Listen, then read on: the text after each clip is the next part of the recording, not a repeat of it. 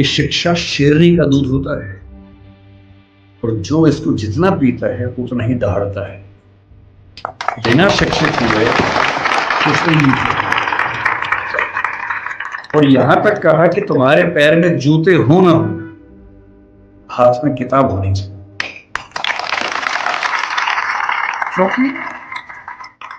क्योंकि एक जीवन में अगर आप चाहते हैं कई जीवन के बराबर जिंदगी जी के आगे बढ़ना, उसका एक ही रास्ता है, किताबें, पढ़ाई। इसके उदाहरण खुद डॉक्टर अम्बेडकर। आपके समाज के पास ना उतना पैसा है, ना उतनी जमीन है, ना उतनी संपत्ति है, ना उतना रसूख है, ना उतनी पॉलिटिकल ताकत है। जिन समुदायों, जिन परिवारों के पास ये सब नहीं होता, उनके पास आगे बढ़ना एक ही रास्ता बचता है, वो है शिक्षा, तालीम। डॉक्टर अम्बेडकर हमारे देश के आज तक के सबसे महान नेताओं में से एक है। कोलंबिया विश्वविद्यालय आज भी ये मानता है कि डॉक्टर अम्बेडकर उनकी आज तक के सबसे शानदार विद्यार्थियों में से एक थे। अगर अम्बेडकर साहब ना होते या ज्योतिबा फुले ना होते, उसके 500 साल पहले कबीरदास ना होते, उसके 2000 साल पहले बुद्ध ना होते, तो दरअसल हम वहां नहीं होते जहां जब बैठे। जो लोग कहते हैं कि उन्होंने केवल दलित समाज पर कल्याण किया, वो बहुत छोटी बात कहते हैं। वो तो किया ही। बहुत प्रसिद्ध विचारक हुए सफदर हाशमी, उन्होंने मजदूर समाज के लिए एक बात कही थी जो मैं आपको कह रहा हूं। उन्होंने एक गीत लिखा कि शिक्षा से ही बदलाव हो पाएगा।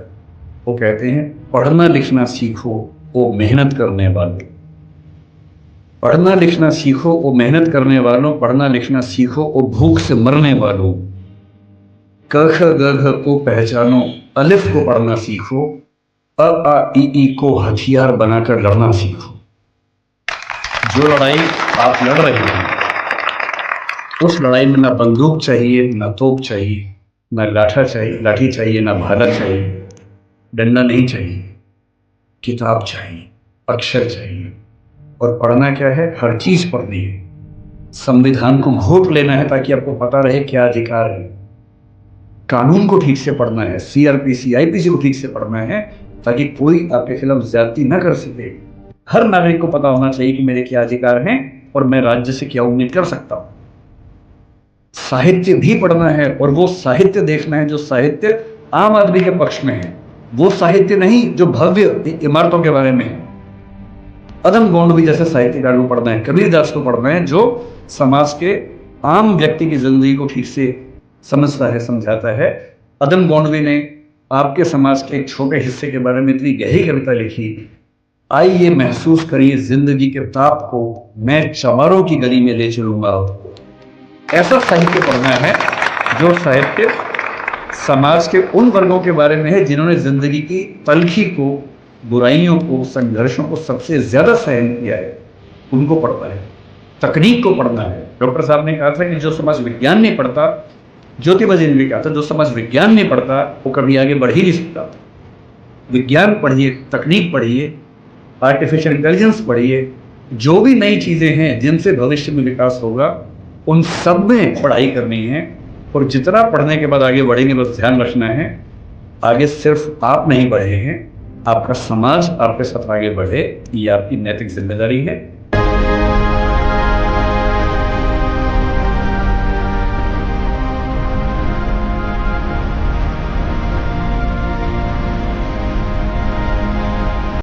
डॉक्टर अम्बेडकर मेरे नजर में एक अत्यंत महान नेता हैं। उनको मैं अब्राहम लिंकन के बराबर समझता हूं। अब्राहम लिंकन ना होते, आज जैसा अमेरिका हमें दिखता है वैसा अमेरिका ना होता अगर अब्राहम लिंकन अपने जीवन का बलिदान न करते। 1776 में अमेरिका आजाद हुआ, या कह सकते हैं कि 1787 के आसपास उसका संविधान पूरा लिखा गया। लेकिन वहां आजादी मिलने के बाद भी जो वहां के दास थे, स्लेव्स थे, उनको आजादी नहीं मिली थी। उनकी आजादी लगभग 90 साल के बाद हुई, 1860 के दशक में हुई। एक लंबा संघर्ष हुआ और उस लंबे संघर्ष में जिस व्यक्ति ने एड़ी चोटी का जोर लगाया उसका नाम अब्राहम लिंकन था। लिंकन के खिलाफ अमेरिका के बहुत सारे लोग थे, पर वो अड़ गया और अंत में उसने संविधान में संशोधन करवा के, जिसको हम अमेरिकी संविधान का 13th अमेंडमेंट कहते हैं, वो पारित करवाया। और जिसके बाद से वहां दास व्यवस्था समाप्त हुई। उसकी कीमत यह है कि उसके कुछ ही समय के बाद अब्राहम लिंकन की हत्या हुई, लेकिन वो अपने जीवन की बलि देकर कम से कम अमेरिकी समाज के एक बहुत बड़े हिस्से को आजाद करवा के चले। अम्बेडकर जी कहते थे कि जिंदगी बहुत लंबी होने का मतलब नहीं है, जिंदगी महान होनी चाहिए। और महान जीवन का मतलब ये होता है कि सफल होना तो बहुत छोटी बात है। डॉक्टर अंबेडकर हमारी संविधान सभा के वो मेंबर थे जो सबसे ज्यादा पढ़े लिखे थे। एक ऐसा व्यक्ति जिसने पीएचडी भी 3 कर रखी हो और चौथी बार में और उनको मिल गई हो। पूरी संविधान सभा में हमें इतना वेल रेड, इतना पढ़ा लिखा व्यक्ति नजर नहीं आता है। कुछ लोग कहते हैं कि संविधान सभा में उनकी भूमिका बहुत छोटी सी थी, नगण्य थी, क्योंकि उन्होंने संविधान लिखा नहीं था, उन्होंने संविधान की प्रारूप समिति की अध्यक्षता की थी। ये बात ठीक है कि वो प्रारूप समिति के अध्यक्ष थे, लेकिन संविधान सभा के एक मेंबर थे टीटी कृष्णमाचारी। उन्होंने एक बड़ी खूबसूरत बात कही कि संविधान सभा की प्रारूप समिति में कुल 7 मेंबर थे, जिनमें से एक ने ज्वाइन ही नहीं किया, एक बीमार पड़ गए, 2 दिल्ली के बाहर थे, एक देश के बाहर चले गए, एक ने इस्तीफा दिया, तब दूसरे मेंबर को लेके आए। और कहने को 7 मेंबर से, लेकिन दरअसल केवल एक व्यक्ति के हाथ में ड्राफ्टिंग की सारी जिम्मेदारी आई। और ये कथन टीटी कृष्णमाचार्य ने संविधान सभा के भीतर दिया, और इसलिए हमें इस बात का सम्मान करना चाहिए। लेकिन आप में से अधिकांश बच्चे जिस सामाजिक परिवेश से हैं, मैं संयोग से समाज के उस परिवेश से हूं जिसमें सामाजिक विषमताओं को झेला नहीं। मेरा जन्म एक ऐसे परिवार में हुआ जो निम्न जाति का नहीं है, तो मैं सवर्ण समाज से हूं। संयोग की बात है, तुक्के की बात है। किसी का तुक्का कुछ लगता है, किसी का कुछ लगता है, तो मैं तुक्के से उस समाज से हूं जहां जातीय भेदभाव झेलना नहीं पड़ता है। मैं बहुत गरीब भी नहीं रहा, मेरे माता पिता अध्यापक थे, तो वेतन भी ठीक ही था उनका। और इसलिए मैं देखता हूं कि हमारे समाज में सामान्यतः एक राय ऐसी बन गई कि डॉक्टर अंबेडकर केवल दलित समाज के नेता हैं, उन्होंने केवल उनके लिए कुछ महान काम किए। और मेरा मानना है कि इस गलतफहमी से हमारे समाज को बचना चाहिए। डॉक्टर अंबेडकर हमारे देश के आज तक के सबसे महान नेताओं में से एक हैं, और उनकी महानता को हमें स्वीकार करना चाहिए। मैंने पिछले 1 साल में जो यात्राएं की, उसमें एक यात्रा कोलंबिया विश्वविद्यालय न्यूयॉर्क की, और वहां जाते ही मैंने अपने दोस्तों से पूछा कि भाई यहाँ डॉक्टर अंबेडकर पढ़ते थे, कोई ऐसा मेमोरियल उनका है क्या? तो वो मुझे एक लाइब्रेरी में, जो बेसमेंट में अच्छी लाइब्रेरी, उनकी काफी अच्छी लाइब्रेरी है, वहां लेके गए। और लाइब्रेरी में एक दरवाजा जहां अंदर रीडिंग रूम है, उसके बाहर एक बहुत सुंदर प्रतिमा उनकी लगी हुई है, और साथ में काफी उनके बारे में लिखा हुआ है। और मुझे बहुत अच्छा लगा कि कोलंबिया विश्वविद्यालय आज भी ये मानता है कि डॉक्टर अंबेडकर उनके आज तक के सबसे शानदार विद्यार्थियों में से एक थे। फिर उसी के कुछ दिन बाद मैं लंदन में था, तो लंदन स्कूल ऑफ इकोनॉमिक्स वहां से पास ही था, करीब 2-3 किलोमीटर दूर था। संडे का दिन था, तो मैं घूमते घूमते वहां चला गया। बंद था वो, तो मैंने वहां उनके जो स्टाफ के मेंबर थे उनसे रिक्वेस्ट की कि क्या मैं अंदर केवल घूम सकता हूं थोड़ा सा? तो बोले हाँ, घूम लीजिए। और जब मैं घूमने गया तो मैंने देखा कि बिल्डिंग में अंदर घुसने से पहले ही बाहर उन्होंने एक ही प्रतिमा लगाई है, और वो डॉक्टर अंबेडकर की ही प्रतिमा है। तो मुझे ऐसा लगता है कि जिस भारतीय सपूत की ख्याति दुनिया में इतनी ज्यादा है, अमेरिका में, लंदन में जहां वो पढ़े, वहां के इंस्टीट्यूशन से मानते हैं कि हमारे महानतम विद्यार्थियों में से एक वो थे। तो ऐसा क्यों है कि हमारे समाज में उनको लेकर ऐसी गलतफहमियां बहुत ज्यादा है? हमें किसी व्यक्ति की महानता समझने के लिए पहले ये देखना चाहिए कि उसकी प्रेरणा बिंदु क्या थी। आपको मैं प्रेरित करूं, इससे बेहतर है कि मैं आपको वही बताऊं डॉक्टर अंबेडकर के बारे में जिससे मुझे प्रेरणा मिलती है, शायद आपको भी किसी से प्रेरणा मिल जाए। और मैं ये स्पष्ट कर दूं, मैं किसी विचारधारा, किसी मान्यता, किसी वाद का अंध समर्थक नहीं हूं। मैं ना गांधीवादी हूं, ना मार्क्सवादी हूं, ना अंबेडकरवादी हूं। मैं सभी महान व्यक्तियों को पढ़ता हूं, डूब के पढ़ता हूं। अंबेडकर जी जितना पढ़ते थे उतना नहीं पढ़ पाता हूं, लेकिन तब भी काफी पढ़ता हूं। तो मैंने कल एक बड़ा अच्छा जिक्र सुना। वो जिक्र एक विदेशी लेखक जिन्होंने किताब लिखी इनसाइड एशिया, ये 19 मतलब अंबेडकर के समकालीन लेखक थे, जिनका नाम था जॉन गुंटर, बड़े प्रसिद्ध लेखक थे। उन्होंने लिखा कि मैं 1938 में एक बार डॉक्टर अंबेडकर के घर गया और मैं दंग रह गया, उनकी लाइब्रेरी में किताबें गिनने लगा। तो उसके बाद पता लगा कि उनके पास उस समय 8,000 किताबें थी। और जिस दिन डॉक्टर अंबेडकर की 1956 में 6 दिसंबर को मृत्यु हुई, मैं जिस चीज से सबसे ज्यादा उनका प्रशंसक हूं, उस दिन उनके पास 35,000 किताबें थी। मैंने अरस्तु के बारे में सुना है, जो ग्रीक फिलॉसफी का सबसे महान चिंतक या सबसे महान चिंतकों में से एक हुआ। उसने अपने जीवन में 3,000 पुस्तकें लिखी। हालांकि वो अधिकांश पुस्तकें बहुत छोटी हैं, 2 पृष्ठ, 4 पृष्ठ, 5 पृष्ठ की हैं। मैं दंग रह जाता हूं। मेरे पास डॉक्टर अंबेडकर का पूरा साहित्य है, वो 21 किताबों में आता है। और जब मैं उसको उठा के 5-7 दिन पहले जब पता लगा यहाँ आना है, तो मुझे लगा मैं एक बार रेफरेंस के तौर पर फिर से देख लूं। इतना मोटा बंडल है उन किताबों का जो डॉक्टर अंबेडकर ने केवल अपने 65 साल के जीवन में लिखी है। उनको समय कम मिला। ये ईश्वर या नियति की क्रूरता है कि उनको समय कम मिला। अगर उनको 10-15 साल और मिल जाते तो निस्संदेह हमारा देश जैसा है उससे बहुत बेहतर होता। लेकिन नियति का मामला है। मैं देखता हूं कि हमारे समाज में बहुत लोग उनका विरोध करते हैं। उनको लगता है कि दलितों का नेता है, ये हिंदू धर्म के बहुत खिलाफ था, ये बहुत नाराज रहता था। लेकिन उन्होंने उन परिस्थितियों को, उस बैकग्राउंड को देखा नहीं जो आज मैं आपसे डिस्कस करूंगा। आपने सुना होगा जरूर, नहीं सुना तो आप सुन लीजिए और फिर तुलना कीजिए कि आज आप जहां हैं क्यों वहां हैं। अगर अंबेडकर साहब ना होते या ज्योतिबा फुले ना होते, उसके 500 साल पहले कबीरदास ना होते, उसके 2000 साल पहले बुद्ध ना होते, तो दरअसल हम वहां नहीं होते जहां आज हम बैठे हैं।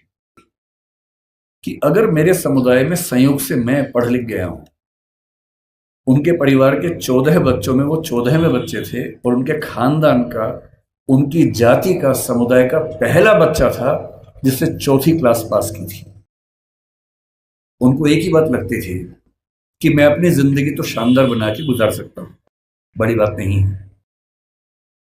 पर नियति ने, इतिहास ने मुझे एक ऐसा मौका दिया है कि यदि मैं अपने निजी सुख दुख भूल जाऊं और रात दिन 24 घंटे अपने समाज के विकास में ताकत लगा दूं, तो हो सकता है कि मेरी वजह से हजारों, लाखों, करोड़ों उन व्यक्तियों को बेहतर जिंदगी मिले जिनकी जिंदगी मानवीय जिंदगी तो नहीं है, कई मामलों में पशुओं से भी बदतर जिंदगी है।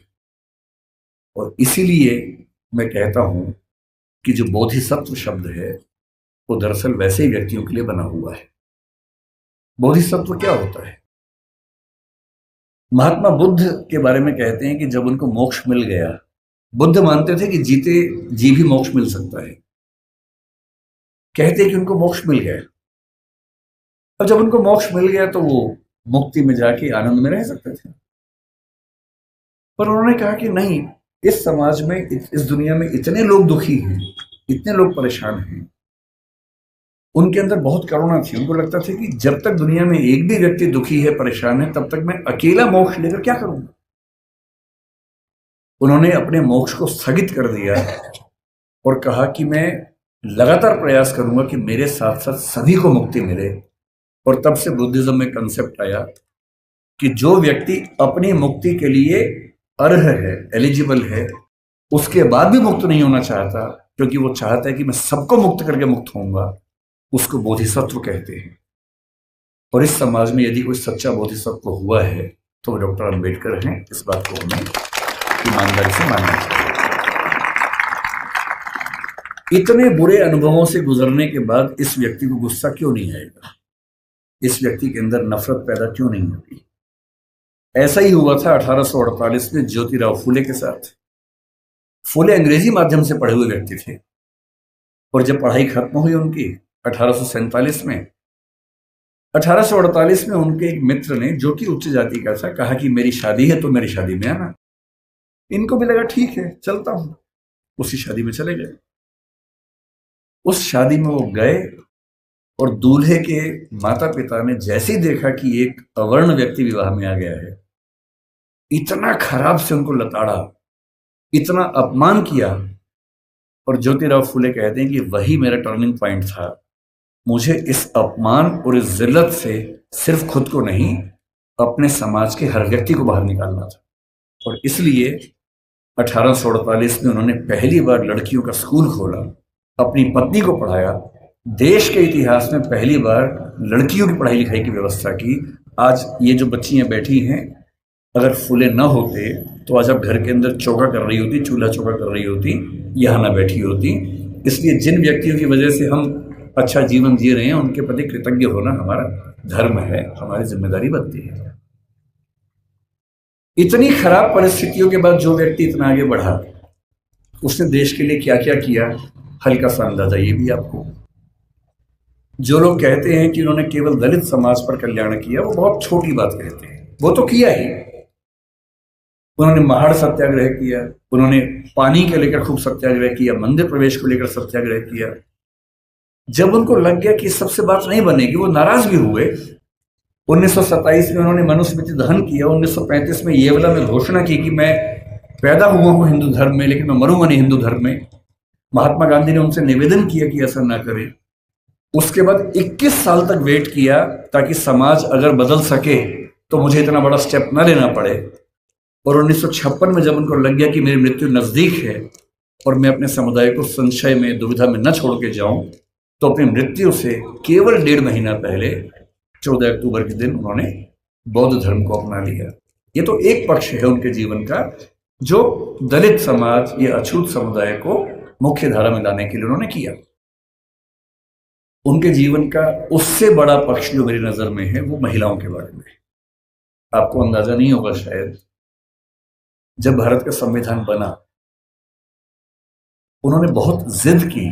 और ये बात 1935-36 से ही शुरू हो गई थी, आजादी की बात तक चलती रही, कि महिलाओं को बराबरी मिलनी चाहिए। और महिलाओं को बराबरी देने के लिए यूनिफॉर्म सिविल कोड का आना बहुत जरूरी था, जिसको आजकल हम बोलते हैं समान नागरिक संहिता। ये यूनिफॉर्म सिविल कोड आज सरकार कह रही है कि हम लेके आएंगे। ये जिद जिस व्यक्ति की थी, वो डॉक्टर अंबेडकर थे। उनको पता था कि जब तक सामाजिक कानून सभी धर्मों में पुरुष और महिला के लिए बराबर नहीं होंगे, तब तक महिलाएं आगे नहीं बढ़ सकती हैं। और उन्होंने कहा था, मैं किसी समाज की प्रगति का अनुमान इस बात से करता हूं कि वहां महिलाओं की हालत कैसी है। अगर महिलाएं पढ़ी लिखी नहीं है, वो घर के अंदर बंद है, तो समाज कैसे प्रगति करेगा? वो नेहरू जी से लड़ गए। जिस सरकार में वो कानून मंत्री थे, 1946 से 51 के बीच का जो दौर था, उन्होंने नेहरू जी से, जो प्रधानमंत्री थे, खूब झगड़ा किया कि यूनिफॉर्म सिविल कोड आप लेके आइए। उस समय नेहरू जी का मानना यह था कि 1951 के पहले आम चुनाव होने के बाद, जनता से विश्वास लेने के बाद मैं लेके आऊंगा। और अंबेडकर साहब ने नाराज होकर इस मुद्दे पर देश के कानून मंत्री के पद से इस्तीफा दिया और एक भाषण दिया, जिसमें कहा कि नेहरू जी ने अपने वायदे को निभाया नहीं है और महिलाओं की बराबरी के लिए जो प्रयास करना चाहिए वो प्रयास कर नहीं रहे।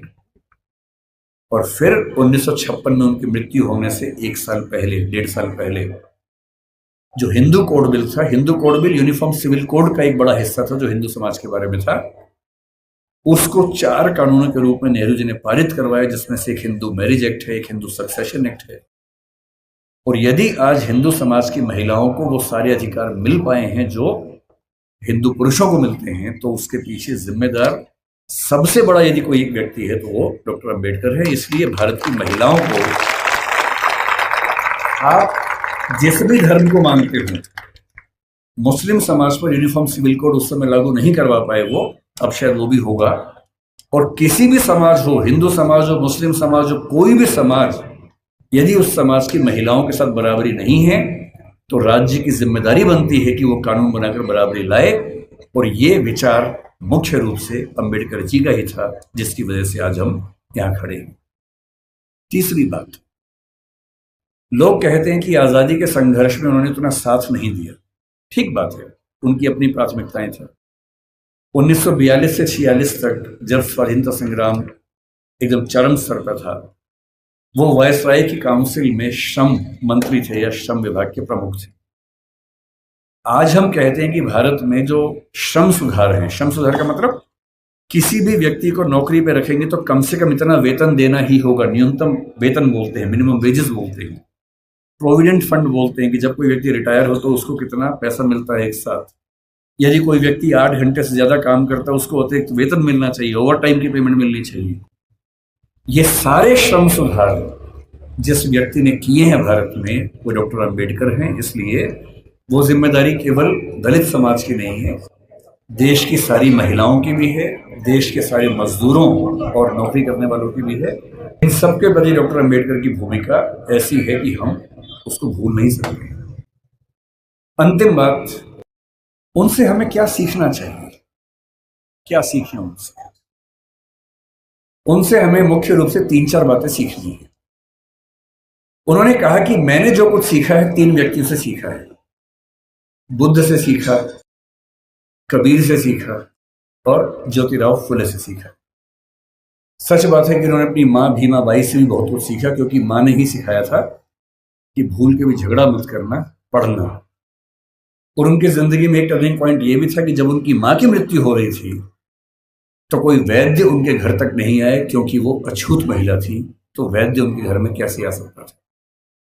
और तब उनको लगा कि मेरी मां जिस रोग से मरी वो तो चलो एक दैहिक रोग था, पर ये समाज जिस मानसिक रोग से ग्रस्त है उसका इलाज जरूरी है, और जीवन भर उन्होंने वो किया। अंबेडकर जी से आपको और हमें क्या सीखना चाहिए? मैं तो अपने हिस्से का सीखता हूं, आपको भी क्या सीखना चाहिए? देखिए, जो समाज का वंचित समुदाय है, जिसमें हम में से अधिकांश लोग आते हैं, आपको समानता की स्थिति में आना है। अंबेडकर जी एक बड़ा सुंदर संविधान देश का लिख के गए हैं। उस संविधान में एक हिस्सा मूल अधिकारों का है। बहुत इंटरेस्टिंग बात है कि हमारे संविधान के मूल अधिकारों में सबसे पहला अधिकार समानता का है, न कि स्वतंत्रता का है, क्योंकि समानता जरूरी है। और अनुच्छेद 14 है, 15 है, 16 है, 17 है, 18 है, ये 5 अनुच्छेद पूरी तरह से समानता को स्थापित करने का प्रयास करते हैं। और आर्टिकल 17 में साफ साफ लिखते हैं, अस्पृश्यता का अंत किया जाता है और किसी भी रूप में इसका आचरण निषिद्ध होगा और दंडनीय होगा। अपने मरने से 1 साल पहले दबाव डाल के 1955 में उन्होंने अस्पृश्यता अपराध अधिनियम भी पारित करवा लिया, जिसके तहत अनटचेबिलिटी या अस्पृश्यता को या छुआछूत को अपराध घोषित किया गया। उनसे हमें क्या सीखना चाहिए? आपको क्या सीखना चाहिए? पहली बात, उन्होंने एक बड़ी गहरी बात कही थी कि शिक्षा शेरनी का दूध होता है, और जो इसको जितना पीता है उतना ही दहाड़ता है। बिना शिक्षित हुए कुछ नहीं हो सकता। और यहां तक कहा कि तुम्हारे पैर में जूते हो ना हो, हाथ में किताब होनी चाहिए।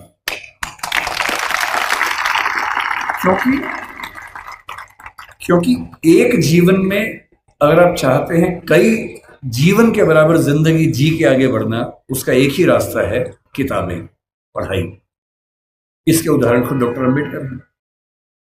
आपके समाज के पास ना उतना पैसा है, ना उतनी जमीन है, ना उतनी संपत्ति है, ना उतना रसूख है, ना उतनी पॉलिटिकल ताकत है। जिन समुदायों, जिन परिवारों के पास ये सब नहीं होता, उनके पास आगे बढ़ना एक ही रास्ता बचता है, वो है शिक्षा, तालीम। और सोशल मीडिया ने एक अच्छा काम ये किया गया कि अच्छी अच्छी पढ़ाई, अच्छे अच्छे अध्यापक अब आपके मोबाइल फोन की मदद से आप सबके घर के अंदर पहुंच चुके हैं। अब तो हमारे पास ये भी कहने को नहीं है कि अच्छे टीचर्स नहीं मिलते हैं। जो टीचर दिल्ली को मिलते हैं, जो जेएनयू को मिलते हैं, जो मुंबई को मिलते हैं, देश के अच्छे अच्छे संस्थान को मिलते हैं, हार्वर्ड को मिलते हैं, वो सारे के सारे ऑनलाइन, और उनमें से बहुत सारी क्लासेस उनके निःशुल्क यूट्यूब पे, सोशल मीडिया पे उपलब्ध है। अगर आपके अंदर पढ़ने की जिद हो तो आज पढ़ना पहले की तुलना में बहुत आसान हो चुका है। असली बात है कि आपके अंदर वो जिद है या नहीं। दूसरी बात, मैं आईएएस के लिए पढ़ाता हूँ। दृष्टि नाम की संस्था हमारी है और हमारे बहुत सारे बच्चे आईएएस बनते हैं, जिनमें से बहुत अच्छा अनुपात उन बच्चों का है जो एससी एसटी कैटेगरी से, ओबीसी कैटेगरी से होते हैं। मैंने एक चीज देखी है, आपसे विशेष रूप से निवेदन कर रहा हूं। बहुत सारे ऐसे बच्चे होते हैं जो समाज के पिछड़े समुदाय से आते हैं और उनको इस बात की बड़ी शर्मिंदगी होती है कि मैं पिछड़े समुदाय से हूं। उनको आरक्षण मिलता है, वो आईएएस बनते हैं, आईपीएस बनते हैं, और आईएएस आईपीएस बनने के बाद कोशिश करते हैं कि उनकी वो पहचान खत्म हो जाए कि वो पिछड़े समुदाय से हैं और वो किसी उच्च समुदाय के व्यक्ति से शादी ब्याह करके अपने आप को वहां एक्सेप्ट करवा ले किसी तरह से। ऐसी उधेड़-बुन में लग जाते हैं। मैं आपसे एक बात का निवेदन करना चाह रहा हूं, जिस समाज से आप हैं उस समाज को लेकर शर्मिंदा कभी नहीं होना है, एकदम नहीं होना। आप सिविल सेवक बनेंगे, नेता बनेंगे, पुलिस वाले बनेंगे, जज बनेंगे, जो भी बनेंगे, आपकी मुख्य जिम्मेदारी संविधान के प्रति है, अपने दायित्वों के प्रति है। एकदम ठीक बात है, उसमें कोई कोताही करनी भी नहीं चाहिए। पर ध्यान रखना है, आरक्षण के पीछे का मूल तर्क क्या है। आप सोच के देखिए कि इस देश में कुल नौकरियां अगर मैं मान लूं केंद्र में, तो 1 लाख के आसपास, जिनमें एससी समाज की 15,000 के आसपास होंगी। एससी समाज की कुल आबादी अगर हम देखें, इस समय 16% से ऊपर आबादी है। अगर 150 करोड़ दिमाग में रखने या 140 करोड़ रखे तो 23 करोड़ के आसपास आबादी दलित समाज की या एससी समाज की भारत में। 23 करोड़ में से अगर 15,000 लोग नौकरी पा लेंगे, क्या इससे दलित समाज की आर्थिक स्थिति बेहतर हो जाएगी? नहीं होगी, वो तो 15,000 की होगी। तो आरक्षण क्यों दिया जाता है? आरक्षण का उद्देश्य ये नहीं है कि लोग अमीर हो जाए, वो तो 15,000 होंगे। आरक्षण का उद्देश्य ये है कि जब पूरे एक गांव में एक दलित बच्चा या एसटी बच्चा या ओबीसी बच्चा आईएएस बनता है या जज बनता है, उस गांव के हर व्यक्ति को कॉन्फिडेंस आ जाता है कि दिक्कत आएगी तो मेरा छोटा भाई मेरे साथ खड़ा हुआ है, और आपको वो छोटा भाई छोटी बहन बनना है। जिस दिन आप सफल हो जीवन में, आपके समाज ने बहुत आहुति दी है आपकी सफलता में, और आप जिंदगी भर भी उनकी मदद करेंगे तो अपना उधार चुका नहीं पाएंगे। कोई ऐसा काम नहीं करना जो गैर कानूनी हो, जो असंवैधानिक हो, ऐसा नहीं करना है। अपनी नौकरी की हदों में रहना है, अपने नियमों का पालन करना है। लेकिन जैसे आप आईएएस बनेंगे, आपके परिवार में कोई संकट में होगा, आप उसकी हेल्प करेंगे ही करेंगे। ठीक वैसे आपके समाज में कोई संकट में है, पुलिस यदि उसके साथ बदतमीजी कर रही है, गैर कानूनी कृत्य कर रही है, तो उस पुलिस को आप फोन करेंगे तो उसके साथ कुछ गलत नहीं होगा, ये आप पक्का कर सकते हैं। अंबेडकर साहब से सीखना चाहिए कि मैं जिस पृष्ठभूमि से हूं उस पर शर्माना नहीं है। अगर वो पीछे की स्थिति है तो उससे लड़ना है और अपने साथ साथ अपने पूरे समाज को मुख्य धारा में लाने के लिए एड़ी चोटी का जोर लगाना है। ये सीखना है। तो पहली बात सीखनी है पढ़ाई, दूसरी बात सीखनी है अपने समाज का साथ देना। पीछे कोई भी हट सकता है। जाति को लेकर कबीरदास ने बड़ी गहरी बात कही थी कि व्यक्ति की पहचान उसकी योग्यता से होनी चाहिए, मेहनत से होनी चाहिए। जाति में क्या रखा हुआ है? उन्होंने कहा, जाति ना पूछो साधु की, पूछ लीजिए ज्ञान। ज्ञान पूछो, मोल करो तलवार का, पड़ी रहन दो म्यान। म्यान में क्या रखा है? तलवार की कीमत है। और यदि हम कहते हैं कि पिछड़े समाज के लोग पढ़ने में पीछे हैं, तो ऐसा क्या था कि एक बच्चे को मौका मिला और वो पूरी संविधान सभा में सबसे ज्यादा पढ़ा लिखा व्यक्ति बन गया? इसका मतलब है कि अवसर मिले, जुनून हो तो व्यक्ति कुछ भी कर सकता है।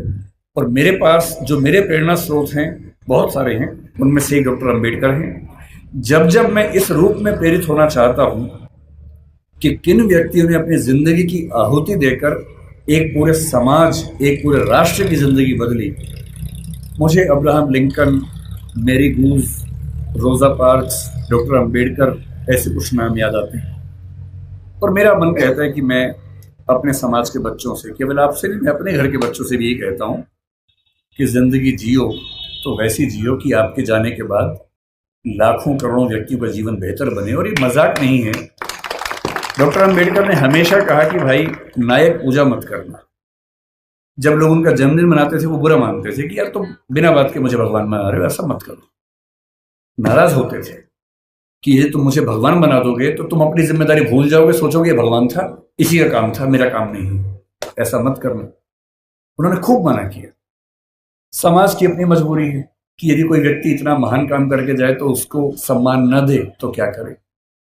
इससे उनका जन्मदिन भी मनाया जाता है, पुण्यतिथि भी मनाई जाती है। और मैं एक अंतिम एग्जाम्पल के बाद समाप्त करता हूं। 1954 का एग्जाम्पल है। अमेरिका में जो स्थिति हमारी यहां दलित समाज की है वो स्थिति अमेरिका में अश्वेतों की रही लंबे समय तक।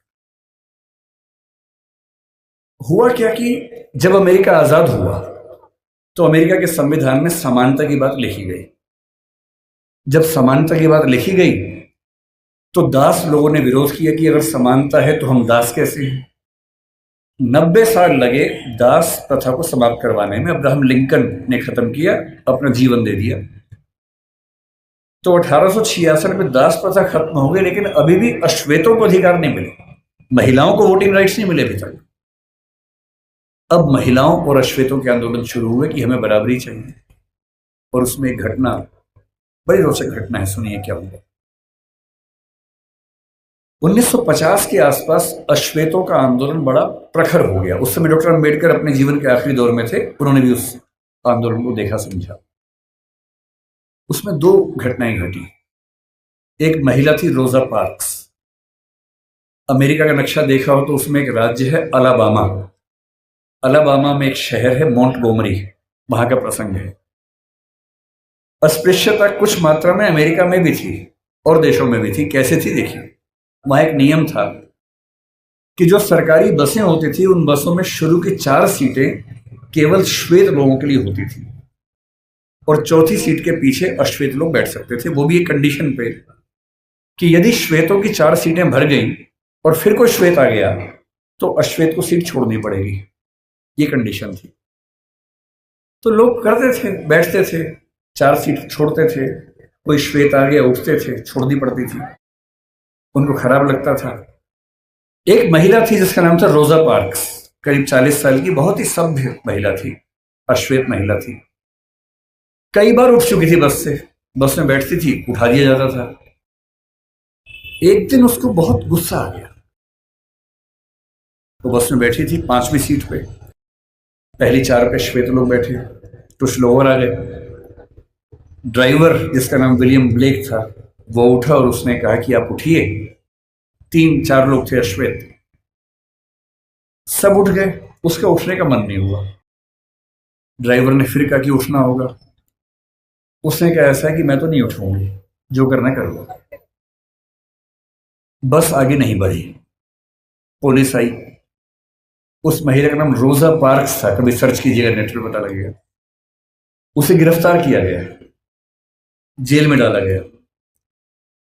पूरे अफ्रीका, पूरे अमेरिका के उस राज्य के अश्वेत, यहां तक कि मार्टिन लूथर किंग जूनियर जो उस समय काफी प्रसिद्ध नेता थे, वो भी इस आंदोलन में शामिल हो गए।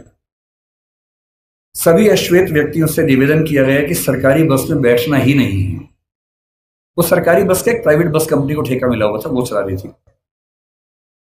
अश्वेत समुदाय ने बड़ी गजब की एकता दिखाई। 20-20, 30-30 किलोमीटर दूर उनके घर थे, टैक्सी से आए। अश्वेत टैक्सी वालों ने बस के बराबर किराए में टैक्सियां चलाई, लेकिन बस में नहीं बैठे। 1 दिन, 2 दिन, 3 दिन, होते होते 381 दिन आंदोलन चला। 381 दिन, 1 साल से ज्यादा कोई बस में नहीं बैठा। और अंत में अमेरिका के सुप्रीम कोर्ट को इस कानून को खारिज करना पड़ा जिसमें अश्वेत बैठ नहीं सकते थे। और वहां उस आंदोलन की समाप्ति हुई। डॉक्टर अंबेडकर हमारे समाज के रोजा पार्क्स बने, अब्राहम लिंकन बने। और अगर आपको लगता हो कि आपका जीवन खराब है, एक और घटना से अंतिम बात करके समझ लें। अमेरिका में जब समानता आई तो स्कूल शुरू हुए। अश्वेत बच्चे बोले हम भी स्कूल जाएंगे। कुछ कुछ अंबेडकर जी की याद आपको आएगी इस घटना से। अब अश्वेत बच्चे स्कूल जाएंगे, ये तो वहां के संविधान में लिखा हुआ था। तो वहां की सरकारों ने क्या रास्ता निकाला, कुछ स्कूल श्वेतों के लिए कुछ अश्वेतों के लिए बना दिए। मामला सुप्रीम कोर्ट में गया कि भाई ये क्या समानता है, हम भी उसी स्कूल में पढ़ेंगे। तो सुप्रीम कोर्ट ने फैसला दिया कि नहीं, समानता का मतलब सिर्फ इतना है कि आपको स्कूल मिलेगा, अच्छी गुणवत्ता का मिलेगा, लेकिन अगर अलग अलग स्कूल है तो इसमें कोई दिक्कत नहीं है। तो ये व्यवस्था ठीक है कि अश्वेतों का स्कूल अलग, श्वेतों का स्कूल अलग। अब ये बड़ी दिक्कत थी अश्वेतों को, आंदोलन चलता रहा चलता रहा चलता रहा। 1954 में जब आंदोलन चल रहा था ये वाला, सुप्रीम कोर्ट अमेरिका का, उसको भी लगा कि अब समय बदल रहा है, और अमेरिकी सुप्रीम कोर्ट ने एक नया फैसला दिया, ब्राउन का मामला कहते हैं, और उसमें उसने घोषणा की कि समानता का जो 14th अमेंडमेंट की समानता उनके यहाँ है, उसके तहत समानता का सही मतलब ये है कि जिस स्कूल में श्वेत बच्चे पढ़ेंगे उसी स्कूल में उसी क्लास में अश्वेत बच्चे भी पढ़ेंगे। ये 1954 में हुआ। अंबेडकर साहब 56 में गए, उनके सामने की बात है, 2 साल आखिरी थे उनके पास। अब जब ये हुआ तो अमेरिका में हंगामा हो गया। श्वेत समुदायों ने इतना हंगामा किया, अपने शहर तक बदल लिए ताकि एक ऐसे जगह जाके रहें जहां केवल श्वेत लोग रहते हैं, उनके स्कूल में केवल श्वेत लोग पढ़ें। अब अश्वेत बच्चे स्कूल में कैसे जाएंगे? तो हुआ कि जो बस जाती है स्कूल की श्वेत बच्चों की, उसमें अश्वेत बच्चे भी जाएंगे। और मैंने वो कहानियां पढ़ी हैं विस्तार में, जब पहली बार अश्वेत बच्चे श्वेत बच्चों के साथ स्कूल में गए,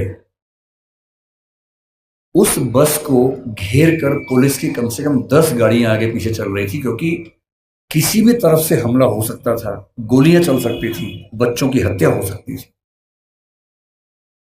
और बहुत भारी संख्या में पुलिस बस के साथ साथ स्कूल के अंदर, स्कूल के बाहर खड़ी होती थी। और अमेरिकी समाज को लगभग 70-80 साल लगे हैं। लेकिन अगर आप ध्यान से देखें, 1776 की आज़ादी जो दासों की आज़ादी नहीं थी, अश्वेतों की नहीं थी, महिलाओं की नहीं थी। 1866 में दासों की मुक्ति जो महिलाओं की नहीं थी, अश्वेतों की नहीं थी। 1950-55 के आसपास महिलाओं और अश्वेतों की मुक्ति। ठीक उस समय मार्टिन लूथर किंग जूनियर को 35 साल की उम्र में नोबेल पुरस्कार मिलना, और उसके लगभग 50-55 साल बाद बराक ओबामा का अमेरिका का राष्ट्रपति बनना। इतिहास ऐसे बदलता है। इतिहास में हर व्यक्ति को अपने हिस्से की भूमिका निभानी होती है। अंबेडकर जी ने अपने हिस्से की भूमिका निभा दी है, आपकी बाकी है। ठान लीजिए, इतना पढ़ना है। उस आदमी को सोचिए, वो उसने अपने जीवन में पहला रिसर्च एंथ्रोपोलॉजी में किया। अंबेडकर जी ने एंथ्रोपोलॉजी के विद्वान, इकोनॉमिक्स में पीएचडी की, और वो व्यक्ति पॉलिटिकल साइंस और संविधान का एक्सपर्ट बना बाद में। जिस विषय में बात करेंगे उस विषय का एक्सपर्ट बना। अगर वो ऐसा कर सकते हैं तो आप क्यों नहीं कमर कर सकते? और मैं अंत में ये बात कहकर समाप्त करूंगा, ठान लीजिए उन्हीं की बात, पैरों में जूते हो ना हो। तुम लोग ध्यान से समझो, पानी की बोतल मिले ना मिले, हाथ में किताब होनी चाहिए। और किताब सूरज से, धूप बचाने के लिए नहीं होती है। आप बचा लो, कोई बात नहीं। किताब इसलिए नहीं चाहिए कि धूप से बचना है, किताब इसलिए चाहिए कि धूप जैसा तेज अपने अंदर पैदा हो।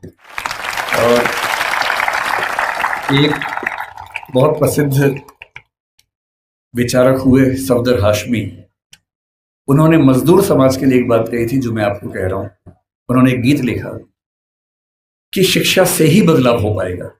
वो कहते हैं, पढ़ना लिखना सीखो ओ मेहनत करने वालों, पढ़ना लिखना सीखो ओ मेहनत करने वालों, पढ़ना लिखना सीखो ओ भूख से मरने वालों, क ख ग घ को पहचानो, अलिफ को पढ़ना सीखो, अ आ इ ई को हथियार बनाकर लड़ना सीखो। जो लड़ाई आप लड़ रहे हैं, उस लड़ाई में ना बंदूक चाहिए, ना तोप चाहिए, ना लाठी चाहिए, ना भाला चाहिए, डंडा नहीं चाहिए, किताब चाहिए, अक्षर चाहिए। और पढ़ना क्या है? हर चीज पढ़नी है। संविधान को घोट लेना है ताकि आपको पता रहे क्या अधिकार है।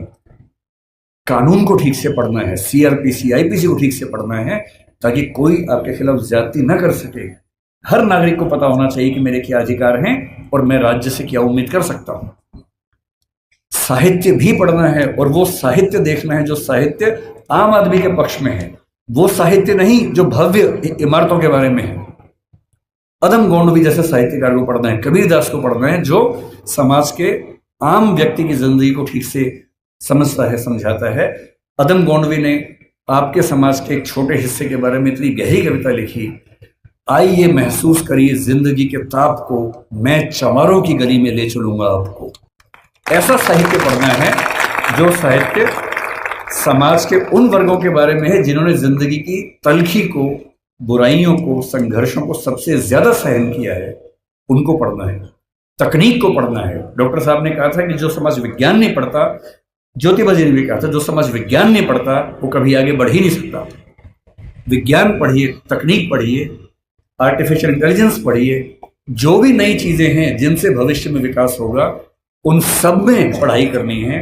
और जितना पढ़ने के बाद आगे बढ़ेंगे, बस ध्यान रखना है आगे सिर्फ आप नहीं बढ़े हैं, आपका समाज आपके साथ आगे बढ़े, ये आपकी नैतिक जिम्मेदारी है। ये कह के बात समाप्त करूंगा। बहुत बहुत धन्यवाद।